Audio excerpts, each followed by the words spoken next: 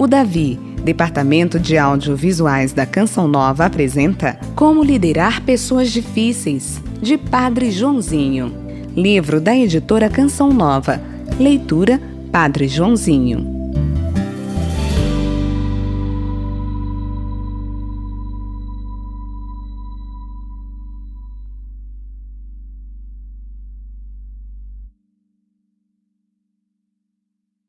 Concedei-me, Senhor, a serenidade necessária para aceitar as coisas que não posso modificar, coragem para modificar aquelas que posso, e sabedoria para distinguir umas das outras, vivendo um dia de cada vez, desfrutando um momento de cada vez, aceitando as dificuldades como um caminho para alcançar a paz, considerando o mundo como ele é, e não como eu gostaria que ele fosse, confiando em Ti, meu Deus, para endireitar todas as coisas, para que eu possa ser moderadamente feliz nesta vida e sumamente feliz contigo na eternidade. Amém. Apresentação. Quando escrevi o livro As 7 Virtudes do Líder Amoroso, havia uma seção com o título Como Lidar com Pessoas Difíceis. Confesso que não sabia bem o que dizer sobre o tema. Em minhas palestras, normalmente, evitava o assunto. Ser amoroso não significa que você necessariamente será amado. O que fazer, então, com aqueles que não amam seus líderes amorosos? Como reagir diante dos invejosos, rancorosos ou orgulhosos? O que fazer com o pessimista, o intimidador, o desagradável, o insistente, o sabe-tudo? Que atitudes o amoroso precisa cultivar para se tornar amável? Como diz o antigo ditado italiano, quem quer fazer-se amar, amável deve se tornar. Diante deste desafio de ser amoroso e amável ao mesmo tempo, comecei a arriscar falar um pouco sobre o tema. Vasculhei livrarias e bibliotecas e descobri que mais gente já havia se debruçado sobre a questão. Incluí alguns destes livros na bibliografia que você encontra ao final das páginas do livro Como Liderar Pessoas Difíceis. Comecei também a conversar com várias pessoas sobre o tema e percebi que cada uma delas tem suas próprias técnicas para reagir diante de pessoas difíceis. Certa ocasião, perguntei à plateia, assim, de supetão, como liderar pessoas difíceis? Lá atrás, um grande líder da região, sentado, na primeira fileira, respondeu impulsivamente, quase sem pensar, não é fácil. De fato, se você quer ser um líder, saiba que terá muitos amigos, mas prepare-se para ter alguns inimigos. Nem Jesus escapou desta regra básica de liderança. E não pense que estou falando de fariseus, doutores da lei, soldados romanos, Herodes ou Pilatos. O grupo que ele escolheu como colaboradores mais próximos não era nada fácil. Sempre existe uma pedra no caminho dos grandes líderes dentro da própria casa.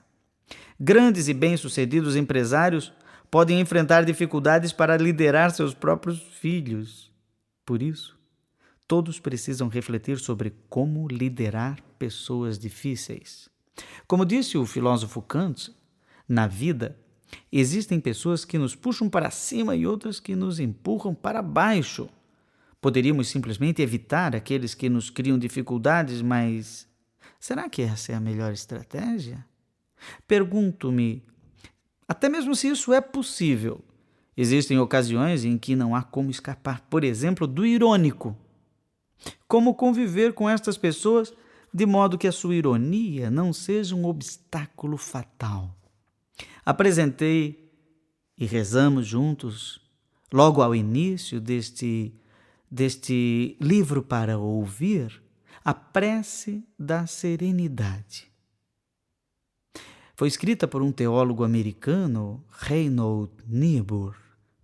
É a oração preferida dos grupos de entreajuda para a recuperação de pessoas com todo tipo de vício, atitudes compulsivas. Você já deve tê-la ouvido e até rezado várias vezes. mas eu encontrei a prece em sua versão integral. Normalmente rezamos apenas a primeira parte. Sugiro que sempre que você começar a ouvir um capítulo deste livro, você comece por esta prece. Rezar diante das dificuldades ainda é a melhor estratégia para abrir os caminhos. Moisés que o diga, foram necessárias muita fé, oração, confiança para atravessar o Mar Vermelho a pé enxuto, deixando para trás os perseguidores. Esta é a questão que o líder precisa se colocar.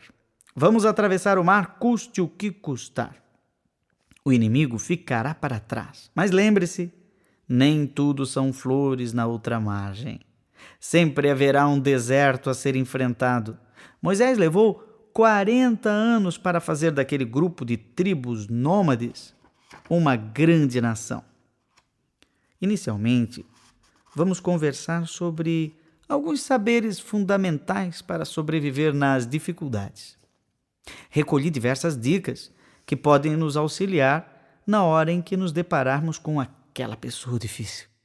Uma destas lições, eu aprendi com a experiência de diversas pessoas que me disseram assim: olha, diante de uma dificuldade, respire fundo.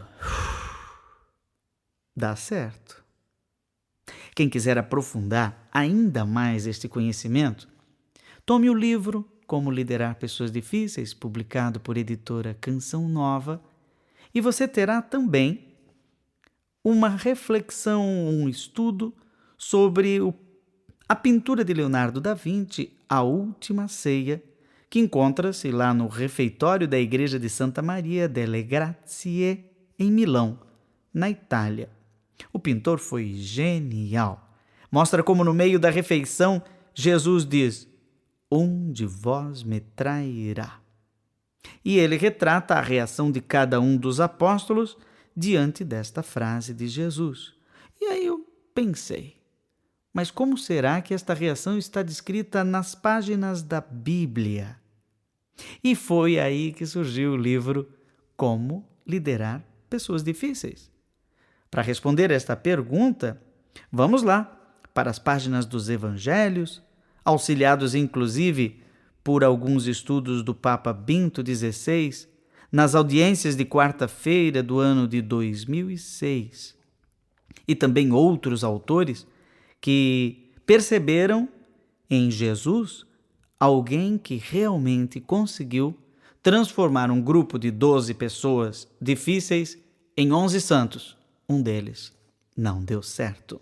Judas Iscariotes, o traidor. Se você também tomar o livro Como Liderar Pessoas Difíceis e tiver a curiosidade de lê-lo na integralidade, ao final nós incluímos uma coleção de frases interessantes, assim, ditados populares que podem abrir os nossos olhos e até a nossa mente, com poucas palavras, para uma solução diante do desafio de liderar pessoas difíceis. Aliás, a palavra liderar significa o que mesmo? Liderar é conseguir a coesão de um grupo em torno de uma visão que motiva a ação, de caminhar na direção da meta. Liderar é, portanto, a arte de gerar coesão. Mas ao iniciarem suas tarefas, os líderes logo percebem que existem forças de dispersão, que provocam os mais diferentes tipos de dificuldades. Os conflitos já começaram lá na primeira segunda-feira da história. Liderar, portanto, exige esmerar-se na arte de administrar conflitos. Este é o tema deste livro, publicado pela editora Canção Nova, e que agora você tem a oportunidade não só de ler, mas também de ouvir. Saberes fundamentais. Como administrar conflitos? Antes de verificarmos o modo como Jesus realizou esta proeza com seus apóstolos, eu gostaria de dar algumas dicas práticas que foram surgindo ao longo de minhas leituras e entrevistas com grandes líderes. Primeiro, a arte da guerra. Sim, é isso mesmo.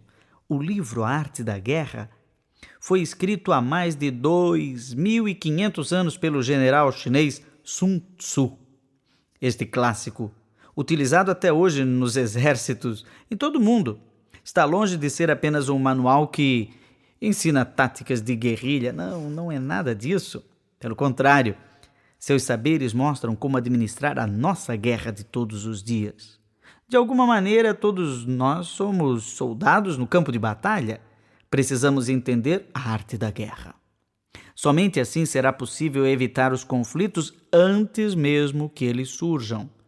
Neste sentido, não seria nada absurdo mudar o título do livro para A Arte da Paz. Sabemos que uma das 7 virtudes do líder amoroso é a paciência, que poderia ser definida como ciência da paz. Deste modo, todo líder paciente é, na verdade, um grande guerreiro. O inverso também é verdade. Todo grande lutador é uma pessoa extremamente paciente. Isso aparece bem em algumas artes marciais, nas quais, para vencer, é necessário observar à exaustão os movimentos do adversário e desarmá-lo antes mesmo que ataque. Pode parecer contraditório, mas estas são lutas de paz. A violência é reduzida ao mínimo exigido pela legítima defesa. É disso que trata o livro A Arte da Guerra, de legítima defesa. O primeiro grande segredo é observar os movimentos do adversário. Foi assim que o pequeno Davi, lá na Bíblia, venceu o gigante Golias. Não devemos economizar tempo nesta tarefa. Faça todos os cálculos necessários. Pessoas são um poço de complexidade. Nem sempre aquilo que parece, na primeira impressão, na verdade, é a realidade mais profunda. Líderes amorosos são comunicativos, o que significa que são hábeis em formular perguntas, mais do que em arriscar precipitadamente uma resposta. Uma pergunta sempre é um caminho de paz. Se você observar bem os movimentos do adversário, poderá vencer sem mesmo ter que lutar. Esta na verdade, é a grande vitória dos grandes líderes. Um segundo exercício é o desapego emocional diante da realidade observada. Percebeu? Desapego emocional. Os afetos costumam nos deixar cegos como quem olha para o sol. Isso não significa ser frio ou fugir dos relacionamentos. A luz solar é essencial, porém expor-se demais pode levar a perigosas queimaduras. Quando falamos em desapego emocional, estamos falando de ponderação. Por razões afetivas, podemos cair em debates inúteis ou em conflitos desnecessários. A imparcialidade é fundamental para que a nossa reação seja eficaz diante do perigo. Lembre-se que o seu objetivo não é destruir o adversário, mas apenas vencer a batalha. Vencer sem destruir é possível apenas para os líderes de verdade. Os vingativos não entendem esta lógica. Acabam entrando no círculo vicioso da violência. É ruim para todos. Os amorosos entendem a lógica do perdão e promovem o círculo virtuoso da paz. É bom para todos. A terceira dica da arte da guerra é a flexibilidade. Preste atenção nesta palavra, flexibilidade. Pessoas rígidas não são bons guerreiros. A agilidade é fundamental para que o soldado possa permanecer vivo até o final da batalha. Isto é muito semelhante à virtude da resiliência, que tivemos a oportunidade de descrever como uma das habilidades do líder amoroso, no livro As 7 Virtudes do Líder Amoroso. Ele é flexível como uma ponte. É isso. Flexível como uma ponte. Por isso suporta pesos maiores sem quebrar. Por falta de flexibilidade, o Titanic afundou ao chocar-se com um iceberg. Podemos ser grandes, mas isso não impedirá a nossa derrota se formos rígidos demais. Em nossas emoções, ideias e em nossa visão, em nossos paradigmas, ser flexível por exemplo, elogiar alguém que acabou de ser o seu crítico. Não seria este o conselho de Jesus ao dizer: amai os vossos inimigos, Orai por aqueles que vos caluniam.